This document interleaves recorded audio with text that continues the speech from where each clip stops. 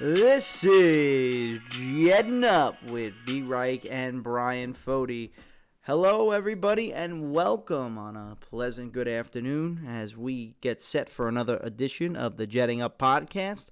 I am Bryan Foti alongside with my co-host, B-Reich, Bryan Reichert. What's up, Bryan, man, on this glorious day? How are we doing? Foti, it's not glorious. I don't know what the heck's going on. Guys are dropping like flies. Oh, boy, he's in full-blown panic mode, and I might as well get in there. Oh, boy, what are we going to do, man? These guys Don't sugarcoat it, man. Yeah, we're in trouble. What is going on? Everybody. I've calculated. I was doing it at work this morning before we did the show. There's been literally, I think about it, every starter has gone out of the lineup with some point with some injury. Not all of them major, a couple of them more significant than others. But I feel like Brandon Shell, Osemele, Khalil's not on the field yet. Kelvin Beachum was hurt for a little bit. You had Leonard Williams out. Even Jamal got banged up today. I thought they were going to cancel Marcus practice. May with a nerve. My goodness, thank God he's back finally on the field. And then probably the biggest one is Tremaine Johnson with the hamstring. We're in trouble because we talked about it. This guy, not that he's the crucial piece, but we can't lose any corners, He's the best man. guy at our worst position. Yeah, you're right. And I mean, he makes the most money on the defense. Yeah.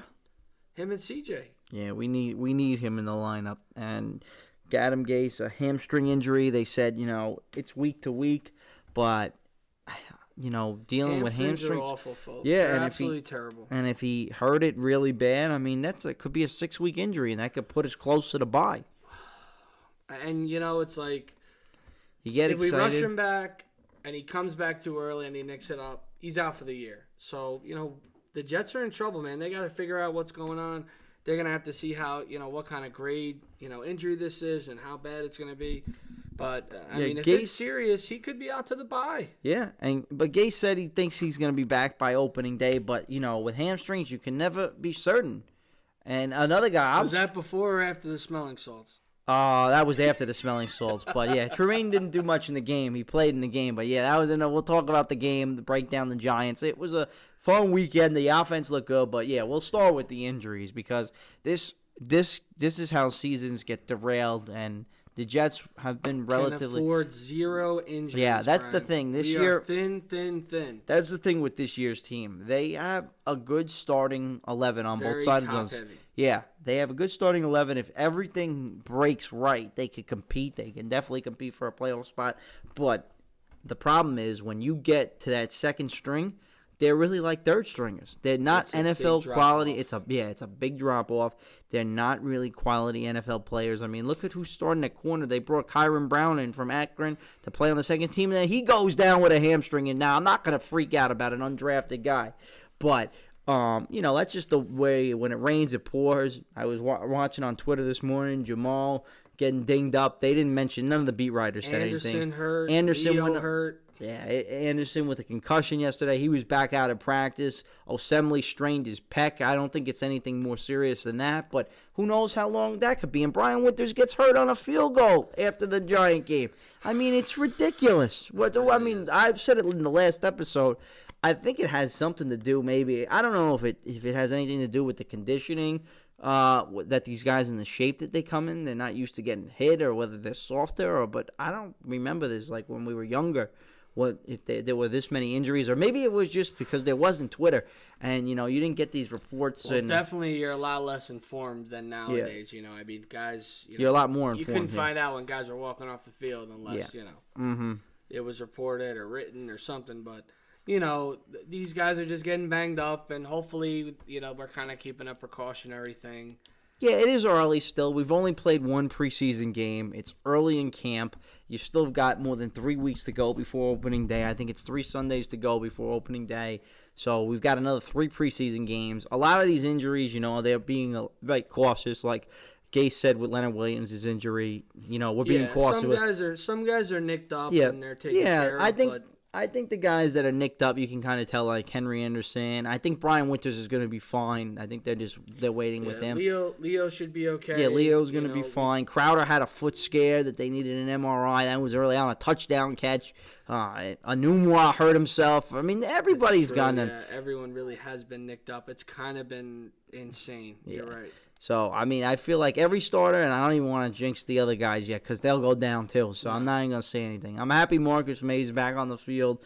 That's big. Darryl Roberts has been in there. But the one I'm concerned about the most is probably Tremaine Johnson because a hamstring, you just don't know. And I'll be honest, I'm a little concerned about Osemele. I know Gase downplayed it and said it's really not a big deal.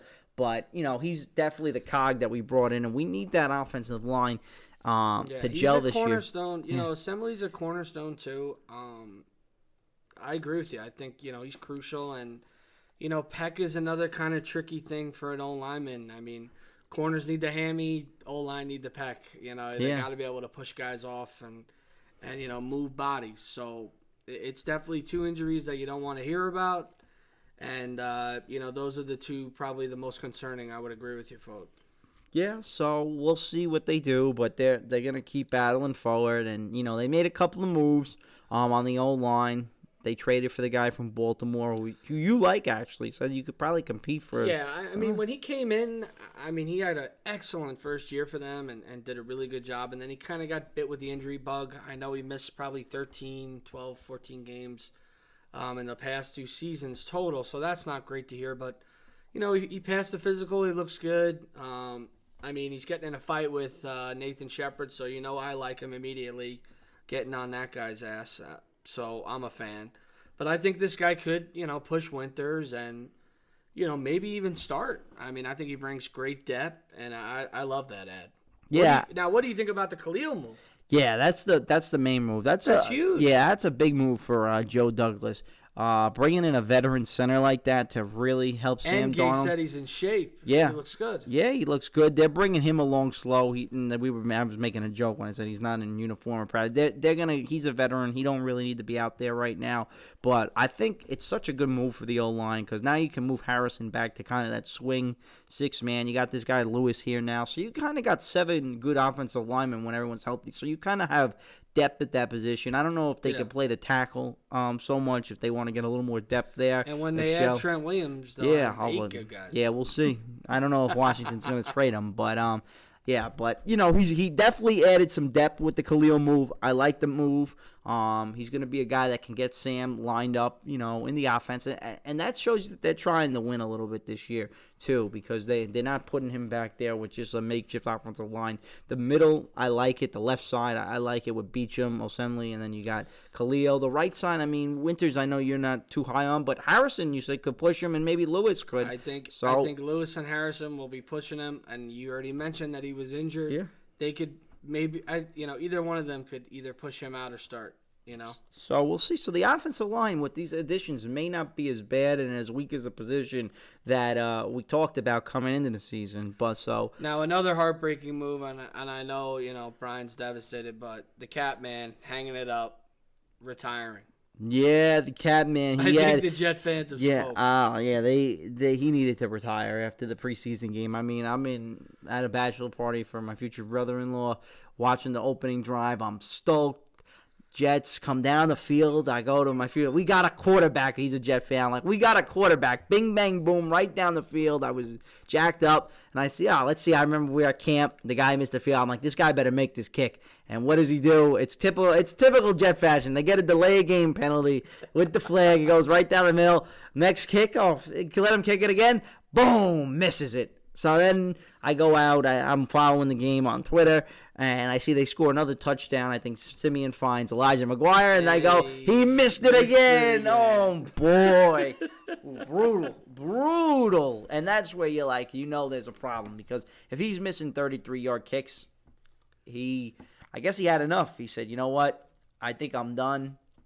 It's not going to be good here in New York. He already said he didn't like kicking in the cold. That's why he signed with Tampa. So maybe he didn't want to deal with the whole cold New York weather thing and have the crazy New York fans. He kind of sees maybe what the Jets are building and says, I'm calling it quits. Yeah, Catman out, and we're bringing in a Texas A&M Aggie, Taylor Bertolette. Yeah, so, he had a good camp with the Jets last year. A lot of people actually thought that he should be the kicker over Jason Myers when they had the competition. And, he had a good camp for the Jets last year. Bertolette? I'm not sure yet. He's never kicked in the NFL, so I'm going different direction. I want think Matty Bryant, or another kid that I've been looking into who's pretty good is the kid Ross Martin from Duke. yeah, he could be another guy, and I think also another name you could look maybe when cuts come down. Minnesota just traded for the Baltimore kicker for a 5th-round pick, so they got the guy from Dallas a couple of years ago, Dan Bailey. Maybe he shakes free on cuts. He was there last year, so the Jets were interested in him. Yeah, the Jets were thinking about bringing him in a couple of years ago. Yeah, so last year they wanted to maybe bring him in, and it ended up a good decision. Somebody told me Blair Walsh, and they worked out Blair Walsh over the weekend. Missing a 16-yard kick in the wild card game. Oh, my God. Oh, man, there's no way I wanted to see Blair Walsh. But, definitely some good additions. I love the Khalil, like you talked about. Blair Walsh, just going to that. That sounds like a name where the guy's just going to miss some kick clutch. It's just, he's just got It was crazy. He was good for a while and then just fell off the map, man. Yeah. Just absolutely terrible, but confidence can do that for you when you miss a crucial kick and then you don't feel. I don't know. Yeah. So listen, let's get into this preseason game. So what'd you think? What'd you think early on of the Jets Giant game? Well, they only played really one series. I couldn't break down the defense too much because the Giants. So many guys were out. Yeah, so many guys were out. The Giants didn't play Barkley. They had a lot of guys out, missing in action. And they ran the ball twice and they dropped back and threw one short pass. So the Jets did a good job, but Eli didn't really do anything. It was basic vanilla. So I'm not even gonna criticize the defense or have a thing. But the offense, they look good. I mean, they ran the ball well. Montgomery had a nice carry, and then Sam on 3rd down showed us like what he picked. It looked like he picked up right where he left off from last year. What about Sam's first pass? It was a little nervous getting picked, but thank God Jabril dropped it, man. Yeah, but you live to fight another day, and then after that he was fine. So some plays are gonna happen. It was an incomplete pass. And, it wasn't a terrible throw. He tried to fit it in a window. The guy made a play, broke it up. But then he steps up. He finds Herndon. He finds my man Crowder, who's looked good in practice and then, again, looked great in the game. Finds him over the middle. And then, Gase Sam was cruising, man. Yeah, and then Gase shows you the play calling on 3rd down. He runs the little pick route for Crowder, finds him wide open for a touchdown. So that was just, And that's what we talked about, man. When you're bringing in a guy like Gase, Foti likes him a little bit more than me, and I wasn't the biggest fan. But one thing that I'm hoping that we can get out of this guy is, elite offensive play calling. I trust Greg with the defense. I kind of want, Gase to let him do his thing and just have, a dynamic offense for the first time in a long time. Bryan, they showed flashes of it. I mean, Sam, 4 for 5, 68 yards, a touchdown. And, great ball to Herndon, got it down the field, took his time. And one thing that he looks great in, is something you can't really, write down as an attribute. But he just kind of moves really well in the pocket. He buys extra time and, uses his athleticism to, get the ball out into a spot for a guy, Yeah, and you had mentioned that. I had mentioned it. I loved him stepping up. That 3rd down throw was just like, it looked like vintage him last year at the end of the season where he's making a play, buying some time, finding the guy wide open, and, he hits the receivers. He's accurate. And he looked really good. I know it's only preseason against Vanilla, but it was nice to see him. He had such a successful first couple of weeks where he looked great against the Jet defense. So you wanted to see, were our corners really that bad? Was he just dominant, or could he do it? And I mean, the Giants' defense is nothing to go home, No, but it's still a starting inning. Somebody else that you're going to be playing. It's a professional this year. Defense, and he looked good. Yeah. So what'd you think of Simeon? Simeon, I thought, played well. I didn't see much of his game live. I rewatched the tape the other night when they were playing it on NFL Network. I got to tell you, man, he's impressive. He's been reliable. I've liked him as a pro. I never thought he was a starter. I think he's a very, very good backup. Mm-hmm. Who is serviceable, could come in and finish a game for you. Very smart. He had a good game. 13 of 16, 77 yards and a touchdown. So, guy was reliable, I thought, Good number 2. Yeah, that's definitely a good thing. I don't think the Jets are going to try to trade him. He's your backup this year. I've heard reports maybe they look to move him for a pick if they want capital, but you definitely want a backup just in case, God forbid, Sam gets hurt. Yeah. But he played well, and another guy that I thought looked pretty good was your boy Greg Dortch. He had a nice punt return late in that game, had the touchdown couple nice late. Punt returns, couple had a nice nice catches. Touchdown.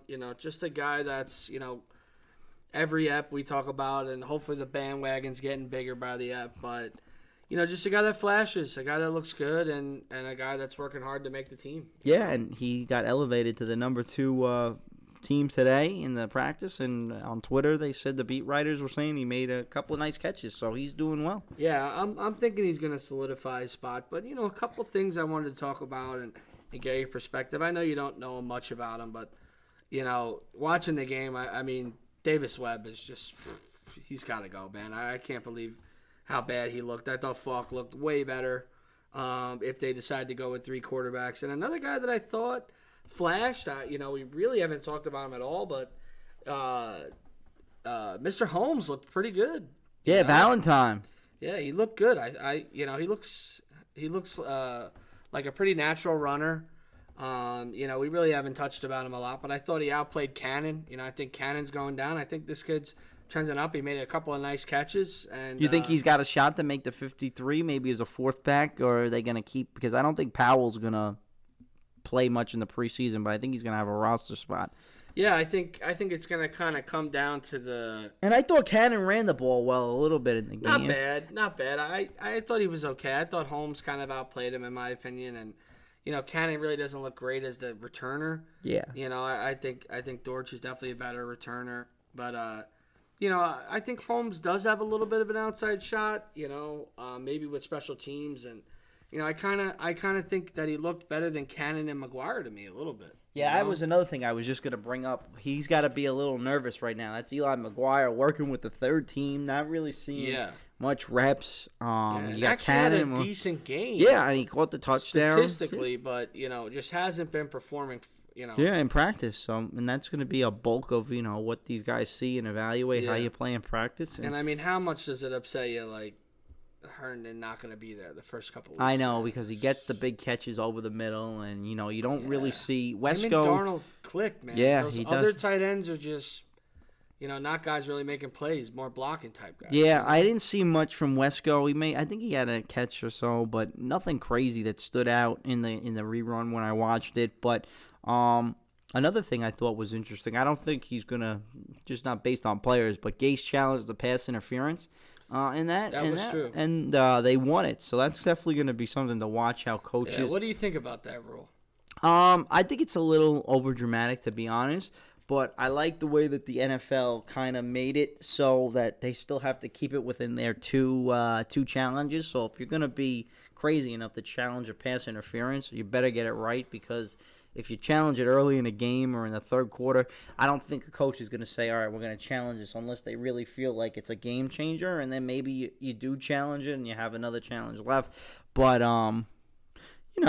it's definitely interesting, because you'd hate to be a Jet fan and you'll see our guy make a coverage, there's no flag, and then you see Belichick passing. Yeah, it's going to happen for sure. Mean, listen, there's a lot of contact on plays. I'm not a huge fan of this. I mean, I know it's a lot, it's very reactionary to what happened in the NFC Championship game, I believe. And that's where you're going to really see if it works or not in a playoff 100%, game. You couldn't have said any better. All these things come down to how they look in the playoffs. Honestly. Yep. So, I mean, if it's a big regular season game and it screws a team, maybe that will be something. But I just don't want the games to be any slower. These guys take forever. Yeah, a lot of the replays take forever, and they review all the scores, and it's okay because there's a lot of money on the game and everything. I mean, but it does take.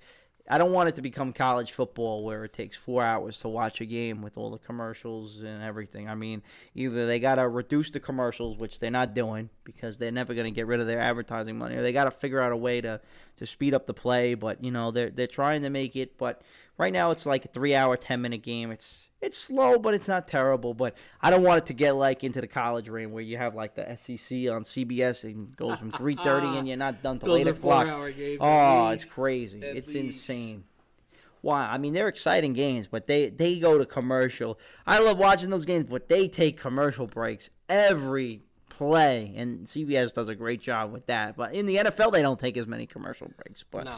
But yeah, those games are way too long. And I don't want to see that with commercials and then replays and kickoffs. Maybe they get rid of the commercials after the kickoffs. I know they're trying to get rid of them, but the whole kickoff thing. But yeah, I thought that was interesting. Yeah. So listen, 0-1 heading into game 2. Playing the Atlanta Falcons. And so what are you thinking? Going into game 2, I want to see more of the same from the offense. I want to see Darnold lead another touchdown drive. How much do you think Sam plays? I was going to actually ask you that in the 2-minute drill there coming up. But I would like to see him get like 3 or 4 series at the most because it's still maybe a quarter. I don't want to – with all the injuries, I'm being conservative. Well, that's why I was going to ask you. I mean, You want to get the kid work, but – how much? I do and I don't, though. Exactly, because what if he comes out and they have 2 drives and they look good? And he goes down the field and they get a field goal. Then maybe he comes out, he punts in the third one, he takes him down for a touchdown, and you're in the middle of the, you're right at the end of the first quarter. Do you really want to bring him out for another drive in the second quarter? He scored a touchdown, led 2 productive drives. I don't think you got maybe early into the second, but I wouldn't play more than 3 series, 4 at the most. That's just me, just to keep these guys healthy. And I don't even know if you play Le'Veon. I know he's getting itching to play. He didn't play in that first one. Yeah, I have no desire to play Le'Veon. I've been saying that since the beginning. Just hold him off to the regular season. He knows what he's doing. Maybe get him a little bit. These games they're meaningless. Are meaningless, and I respect that they have it. And it's going to lead to a question I'm going to ask you in a minute, but they're meaningless, and I know it's for I just see it as for guys to really make the roster. I know these guys need work and they need reps, but I think they're getting them in practice. You maybe get a little bit of work in the preseason, but I need these guys healthy, when it counts. It's a long season. We have an early bye. These guys are going to have to be, ready to go at crunch time. Week 13, 14, 15, That's when the Jets sometimes fade off and don't come through on a season. They got to finish strong, especially with this group. Yeah, and if they get off to a good start or they're competing, they definitely have a good shot to be in it in the postseason. But, I think, like you said, I really don't find the preseason, besides getting reps for young guys and seeing the young guys develop as a season ticket holder, I like it because you get to watch the backups play, and I just love football. And, but my starters, I need to get them healthy. And I've seen plenty of Jets seasons where Pennington got hurt. You lose a key guy in a meaningless preseason game. If you want to keep the O-line out there, the starters, and, you want to give Sam a series, I'm fine with that. Give him the first series again.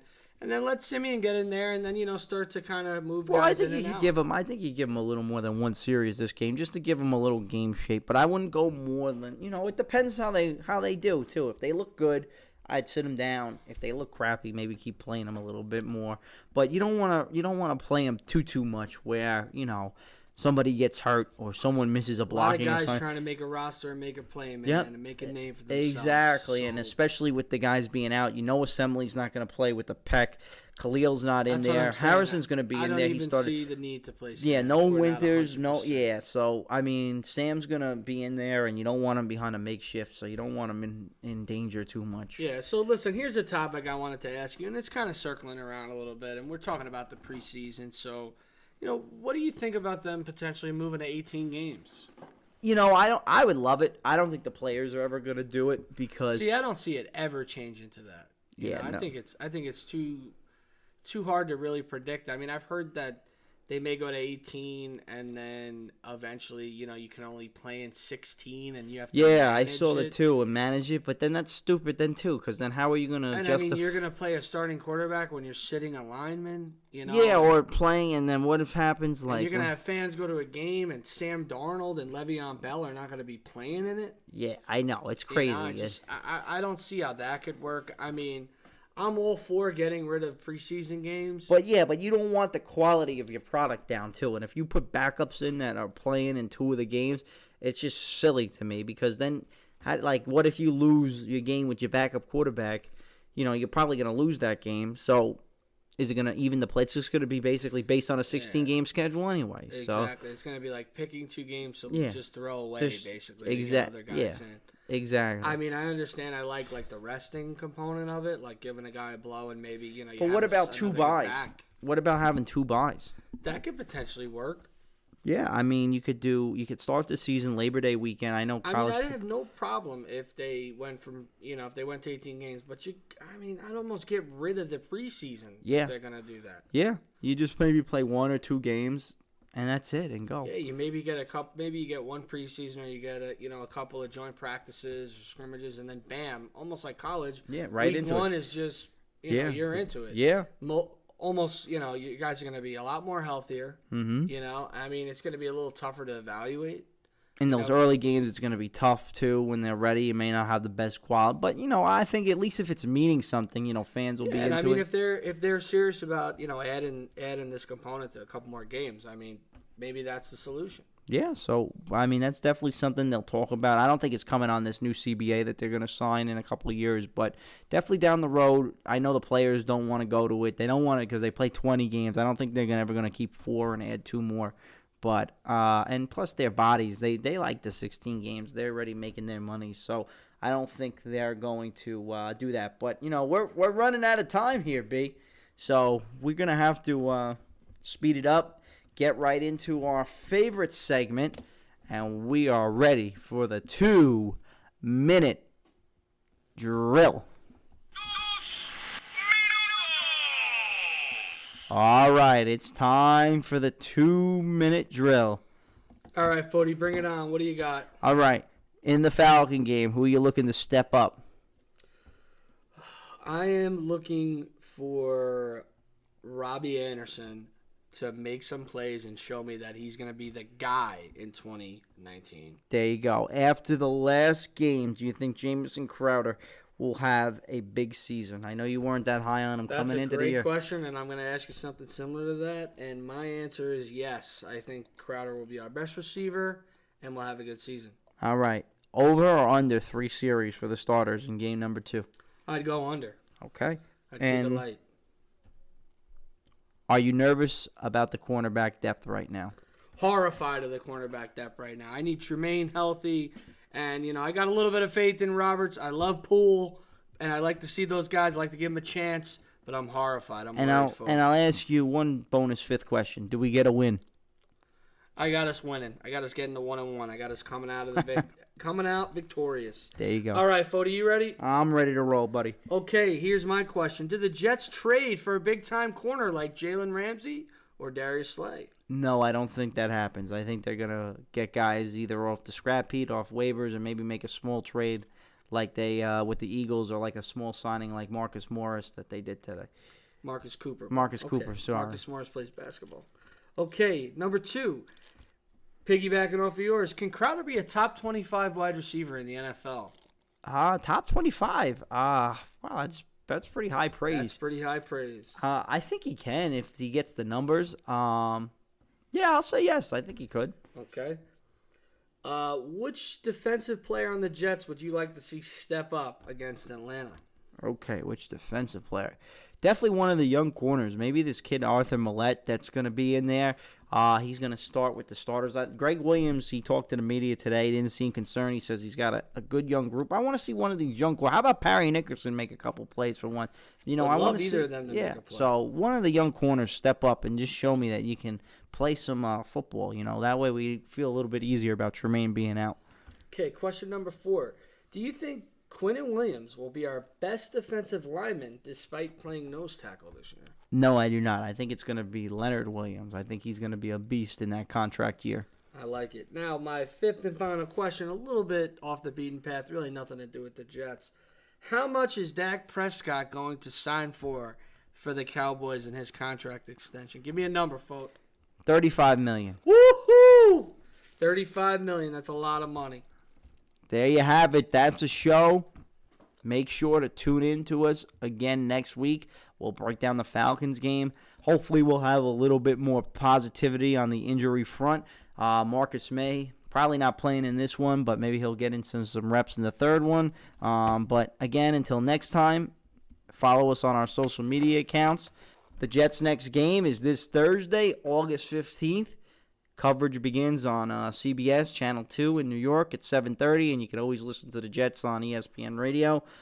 So for now, everybody, I'm Bryan Foti from my co-host B-Reich. We will talk to you next time, and always remember to jet up.